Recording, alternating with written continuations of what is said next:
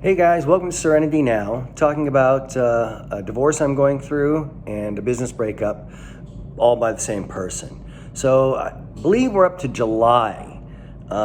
July, again, I hadn't worked, so I was sitting around here, and just prior to all this actually happening, we went and bought a retirement house property out of the country. So when we retire, we could have somewhere to go and hang out and relax. So I thought, well, it's July, nothing is happening for me. I'm just kind of hanging out here, being depressed.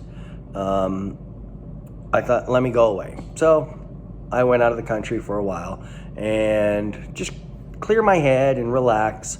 And on my way back, I stopped in Arizona to go to an anniversary party. And the entire time that I was gone, guess what?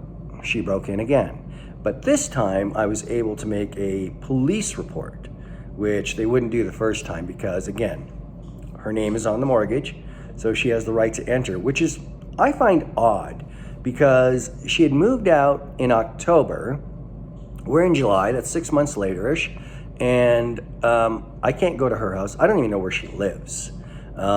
I do know my company is paying for that house that she's renting, yet I don't see any of that money.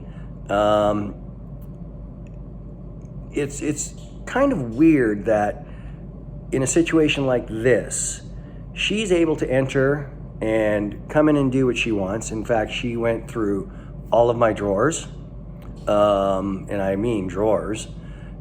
She went through, I have a building next door that I house things in. She went through all that. I think she was doing investigation work, seeing what she could find, seeing what she could take. Although she never really did take anything. There was a couple items missing, but nothing major, nothing I can't live without.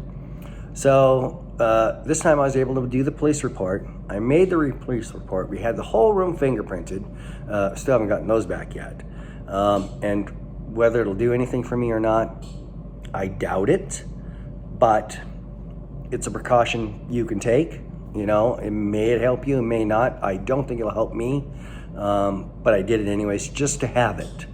It's always a good thing just to have it. So I got back here, found out that she had broken in, and she literally took the hinges off of a door to get into a building. She disconnected the cameras, even so much I had a camera, small little Best Buy camera that was in that room. She had taken it out of the room and put it on my bed. And I recommend taking photographs. I did myself just for evidence of the camera on my bed facing the headboard, kind of a sign like, hey, I'm watching you. And it was creepy with other things she did in the house. And it really started to put me on edge and started to think, wow, maybe I don't know this person as well as I thought I did. Or maybe it's the lifestyle that she's leading now. BDSM is a lifestyle that takes over yourself. I've been actually reading about it since this has happened to me. And of course, you're dealing with all different types of personalities. I'm sure there's drugs involved. I don't know, but I'm sure, people are doing that while doing this BDSM.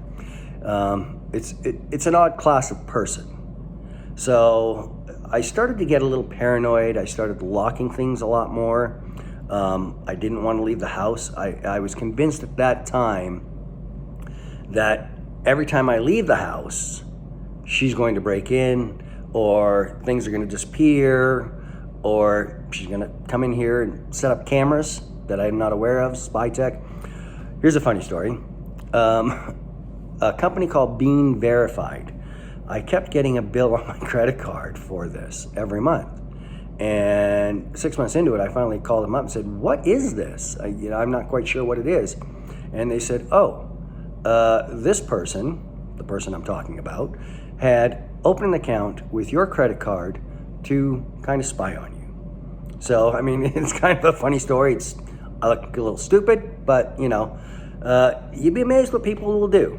So I didn't know if she was putting anywhere spyware cameras here or microphones or anything like that. So I really got paranoid. So I finally said, okay, I'm not leaving this place until this is over, because I don't know what she's capable of anymore. I don't know the person.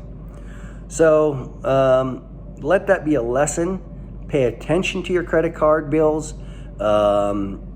Pay attention to whatever you think you need to pay attention to.